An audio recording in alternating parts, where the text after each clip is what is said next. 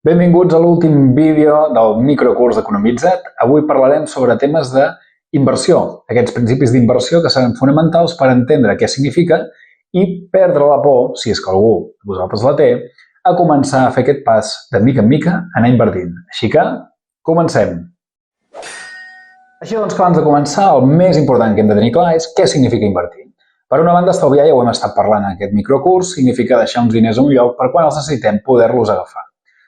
Però invertir és molt diferent. L'objectiu, en aquest cas, és deixar els diners a alguna banda o comprar uns actius perquè a la llarga et generin un benefici i, per tant, que mica en mica puguis anar fent créixer els teus diners sense necessitat, en aquest cas, de treballar. I és evident doncs, que quan parlem d'inversió també estem parlant que hi ha un risc, però aquest risc el podem mesurar depenent de les inversions als llocs on la fem, que això ja en parlarem més endavant. Per altra banda, però, el que cal tenir claríssim també és que tenir els diners al banc sense tocar-los també hi ha un risc. I és que, com sabeu, cada any hi ha la inflació, que normalment acaba pujant un 2% anual.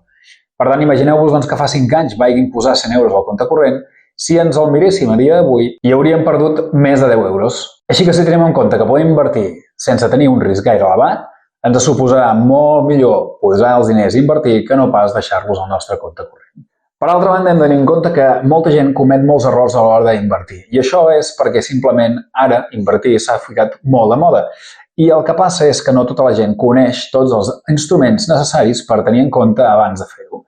Així que en aquest microcurs, en aquest capítol en concret, intentarem posar una mica més d'èmfasi a aquests errors perquè vosaltres pugueu definir una mica més el vostre perfil i invertir d'una forma més segura. Un dels principals errors a l'hora d'invertir és invertir uns diners que necessitarem a curt termini. Cal tenir en compte, i això ho parlarem més endavant, que quan invertim necessitem plantejar-nos quins objectius definim per aquesta inversió.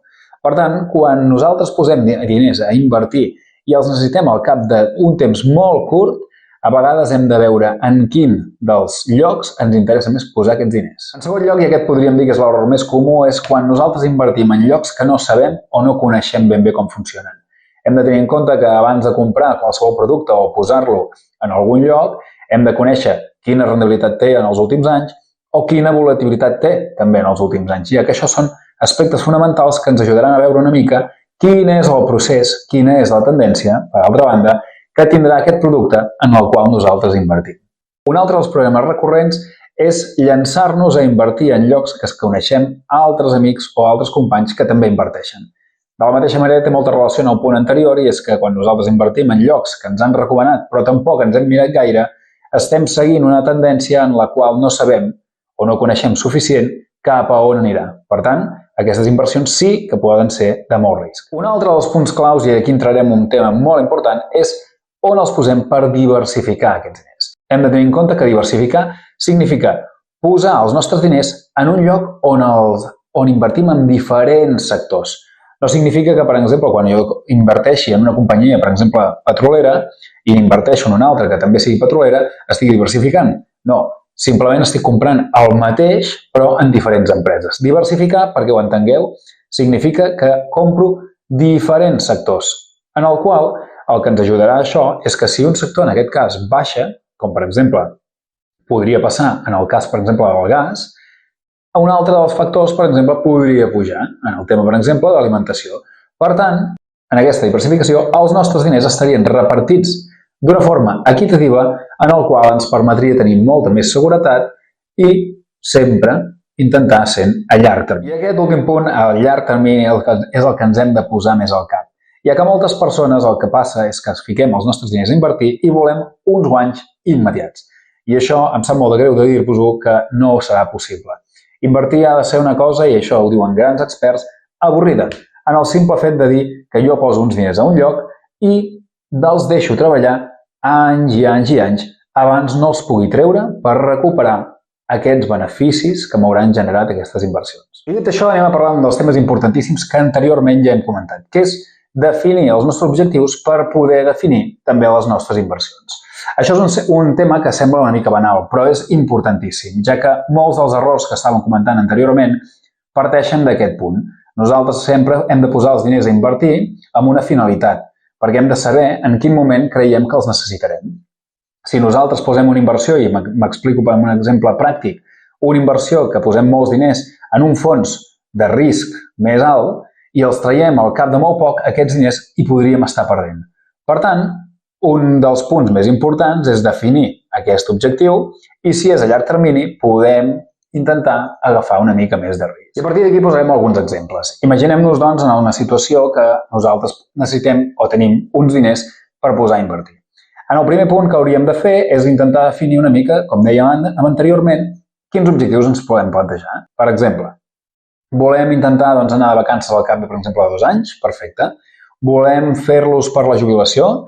Els necessitem per poder fer una entrada d'una casa d'aquí 10 anys? Bé, tots aquests objectius que ens haurem marcat seran perfectes per intentar definir on posaré cada una de les parts d'aquests diners. Imaginem-nos, doncs, que estem parlant dels objectius a curt termini. Aquests objectius a curt termini, a continuació també ja ho veurem, hi ha diferents mètodes o diferents llocs on els podem ficar, però hem de tenir clar que, com que és a curt termini, no podem buscar una rendibilitat gaire alta perquè més rendibilitat també suposarà més risc. Per tant, hem de tenir clar que seran inversions en el qual jugarem a un poc rendiment, però també tindrem una seguretat molt més gran. Si parlem de les inversions a un mitjà llarg termini, aquí ja podem jugar amb més risc i, per tant, també una volatilitat més alta.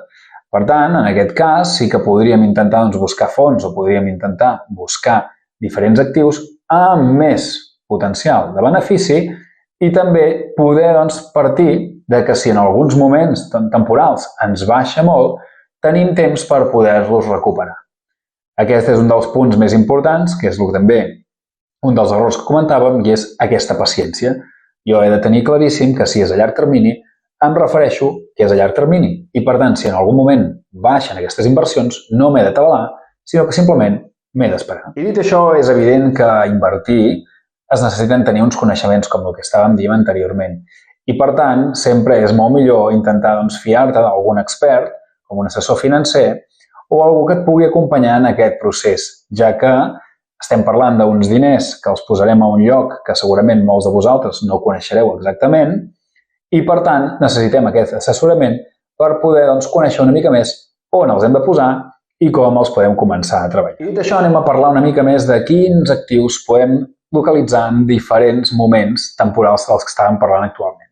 El primer que parlarem seran els objectius a curt termini. Nosaltres, quan decidim invertir uns diners en un lloc que els necessitem pròximament, hem de tenir en compte, com comentàvem, que no buscarem una rendibilitat gaire alta, sinó que simplement buscarem una seguretat i que ens generi un petit benefici. I per fer això, els millors llocs on hi ha és els comptes remunerats o els dipòsits bancaris. Perquè entengueu una mica el funcionament d'aquestes dues fonts, els comptes remunerats, tu estàs deixant uns diners a la compte corrent d'un banc, aquesta entitat et dona un petit percentatge per tenir els diners allà dins. Perquè, per altra banda, els dipòsits bancaris, els que estàs és deixant aquests diners a una entitat concreta amb una certa temporalitat, que pot ser de 3 mesos, d'un any, de mig any, i un cop s'acabi aquest plaç, et tornaran els teus diners, és una petita comissió per haver-los deixat tots aquests diners. Per altra banda, quan parlem de temes de mitjà o llarg termini, hem de definir aquesta temporalitat com estàvem dient fins ara. I aquí ja sí que començarien a entrar els fons d'inversió. Un fons d'inversió, perquè ens entenguem, és tu compres diferents accions de diferents empreses, ja normalment diversificades i focalitzades depenent de quines situacions. Perquè m'entengueu, un fons d'inversió podrien ser petites empreses de llocs tecnològics, per exemple, o petites empreses de llocs d'alimentació o de salut. Però molts dels fons aquests d'inversió ja tenen una diversificació molt més general. Per tant, ja compres diferents accions de diferents sectors i, per tant, ja estàs diversificant. Per altra banda, per qui no ho conegui, també hem de tenir en compte que quan nosaltres comprem un fons d'inversió hem de mirar en quins països hi ha aquestes empreses. Podem trobar empreses dels Estats Units, podem trobar empreses d'Europa, podem trobar empreses de països emergents, com serien, per exemple, els de països asiàtics, i hem de tenir en compte, aviam, en quins dels sectors ens volem moure més per poder identificar quin ens interessa. I per altra banda, si no volem parlar de fons d'inversions, que és el que més aviat recomanaria per tothom que comenci a invertir, també podríem parlar d'accions. Les accions, en aquest cas, sí que és molt més concret. En un fons d'inversió estàvem dient que compraves diferents empreses, una acció et fas, una part d'aquesta empresa teva. I evidentment doncs, que hi ha molts més llocs on poder invertir i molts més actius on poder nosaltres intentar comprar per diversificar els nostres diners. Però evidentment no tenim temps de fer-ho amb aquest microcurs i us convido doncs, a formar-vos o a buscar doncs, a diferents llocs on poder-ne aprendre més. Però el que sí que no me'n voldria anar és sense parlar d'un tema molt important, i és que si ets novell en tot aquest tema, cal que sàpigues que hi ha dos tipus de fons. I aquí ens hem de mirar el tipus de renta. N'hi ha de renta fixa i n'hi ha de renta variable. Per una banda, la renta fixa hem d'entendre doncs, que normalment sempre comprarem deute. I aquí no ens espantem, no significa que estiguem comprant una cosa que està endeutada i tindrem problemes, sinó que normalment quan nosaltres comprem fons de renta fixa, el que estem comprant és deute d'una entitat o deute de l'Estat. Per tant, normalment sempre són molt més segurs que la renta variable, perquè el que tu estàs fent és deixant uns diners en aquesta empresa o estàs deixant uns diners al govern perquè puguin doncs, generar uns beneficis i, per tant, tot això que generin et pagaran al final, quan te'ls tornin, una petita comissió. Per altra banda, la renta variable és el que parlàvem fa un moment. En aquest cas sí que nosaltres el que estem comprant és diverses empreses i, per tant, nosaltres ens estem fent petits accionistes d'aquestes diferents empreses que estàvem parlant, ja intentant sempre diversificar-les. En aquest cas, hi haurà molt més risc depenent de en quines empreses i depenent de quants diners hi vulguem ficar, perquè en aquest cas sí que a les empreses el que pot passar és que algunes els hi vagi malament i tanquin. Hem de tenir en compte que normalment no ha de passar, perquè l'economia sempre, any a any, encara que tingui unes fluctuacions de més i menys, sempre normalment va tirant cap a dalt. Per tant, a la llarga, normalment, sempre hauríem d'acabar-hi guanyant. I per últim, per ja anar acabant, anirem a parlar d'un tema que segur que haureu sentit si us esteu començant a formar en tot aquest tema de les inversions, que és el famós interès compost.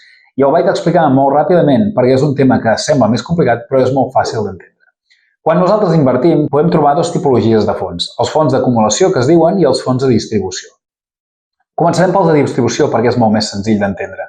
Un fons de distribució, tu el que poses és, per exemple, 1.000 euros a l'any, d'acord? I tens un benefici d'un 6% anual, tenint en compte doncs, que podem veure doncs, que hi ha fons que generen un percentatge molt semblant superior, per tant, podríem dir que és fàcilment assequible poder assolir aquest 6%. Tenint en compte això, doncs, aquests 60 euros que generaríem d'aquests 1.000 euros l'any ens els retornarien perquè és els beneficis que nosaltres hauríem aconseguit. Després, amb aquests 60 euros tu pots fer el que tu vulguis. Per altra banda, els fons d'acumulació, el que fan amb aquests 60 euros que tu has generat és reinvertir-los. Per tant, estem dient que ja parteixes de 1.060 euros. Ja no tens 1.000 euros, sinó tens 1.060. Això el que generarà és que el següent any, quan tu en posis 1.000 més, en tindràs 2.060. Però el benefici que t'haurà tornat d'aquest 6% ja no serà sobre 2.000, sinó que serà sobre 2.060. Per tant, estarem parlant ja que haurà generat 123 més. Per tant, ja tindràs uns 2.180 euros, aproximadament. Si això ho extrapolem a molts anys vista, que és el que parlàvem també anteriorment, de buscar aquests objectius a llarg termini, si es pot, estaríem parlant, fixeu-vos en l'exemple, de que d'aquests 30.000 euros que nosaltres hauríem posat a 30 anys, ens hauria generat uns 53.000 euros aproximadament d'aquest interès compost, d'aquestes reinversions que nosaltres estem fent amb tots els beneficis que ens està donant any rere any.